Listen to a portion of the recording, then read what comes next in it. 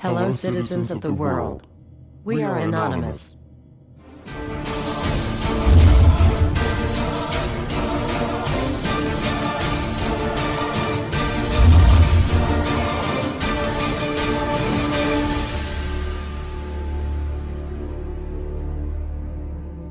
Dear brothers and sisters, now is the time to open your eyes. In a stunning move that has civil libertarians stuttering with disbelief, the U.S. Senate has just passed a bill that effectively ends the Bill of Rights in America. The National Defense Authorization Act is being called the most traitorous act ever witnessed in the Senate, and the language of the bill is cleverly designed to make you think it doesn't apply to Americans. But toward the end of the bill, it essentially says it can apply to Americans if we want it to. Bill summary and status. 112th Congress, 2011 to 2012, S. 1867. Latest title, National Defense Authorization Act 4. This bill, passed late last night in a 93-7 vote, declares the entire USA to be a battleground upon which U.S. military forces can operate with impunity, overriding posse comitatus and granting the military the unchecked power to arrest, detain, interrogate and even assassinate U.S. citizens with impunity. Even Wired magazine was outraged at this bill, reporting, "Senate wants the military to lock you up without trial." The detention mandate to use indefinite military detention in terrorism cases isn't limited to foreigners. It's confusing, because two different sections of the bill seem to contradict each other. But in the judgment of the University of Texas Robert Chesney, a nonpartisan authority on military detention, U.S. citizens are included in the grant of detention authority. The passage of this law is nothing less than an outright declaration of war against the American people by the military-connected power elite.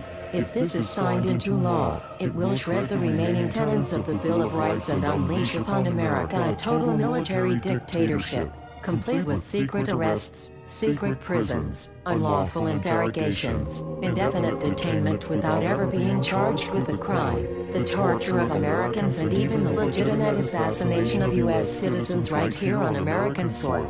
If you have not yet woken up to the reality of the police state we've been warning you about, I hope you realize we are fast running out of time. Once this becomes law, you have no rights whatsoever in America, no due process, no First Amendment speech rights, no right to remain silent, nothing. The U.S. Senate does not want us to speak. I suspect even now orders are being shouted into telephones and men with guns will soon be on their way. Why? Because while the truncheon may be used in lieu of conversation, words will always retain their power. Words offer the means to meaning, and for those who will listen, the enunciation of truth. And the truth is, there is something terribly wrong with this country, isn't there? Cruelty and injustice, intolerance and oppression, and where once you had the freedom to object, to think and speak as you saw fit, you now have censors and systems of surveillance coercing your conformity and soliciting your submission. How did this happen? Who's to blame? Well, certainly there are those who are more responsible than others, and they will be held accountable. But again, truth be told, if you're looking for the guilty, you need only look into a mirror. I know why you did it. I know you were afraid. Who wouldn't be? War, terror, disease. There were a myriad of problems which conspired to corrupt your reason and rob you of your common sense. Fear got the best of you, and in your panic, you turned to the now president in command, Barack Obama. He promised you order. He promised you peace. And all he demanded in return was your silent, obedient consent. More than 400 years ago, a great citizen wished to embed the 5th of November forever in our memory. His hope was to remind the world that fairness, justice, and freedom are more than words, they are perspectives. So if you've seen nothing, if the crimes of this government remain unknown to you, then I would suggest that you allow the 5th of November to pass unmarked. But if you see what I see, if you feel as I feel, and if you would seek as I seek, then I ask you to stand beside one another, 1 year from November 5th, 2011, outside the gates of every courthouse of every city demanding our rights. Together we stand against the injustice of our own government. We are anonymous. We are legion.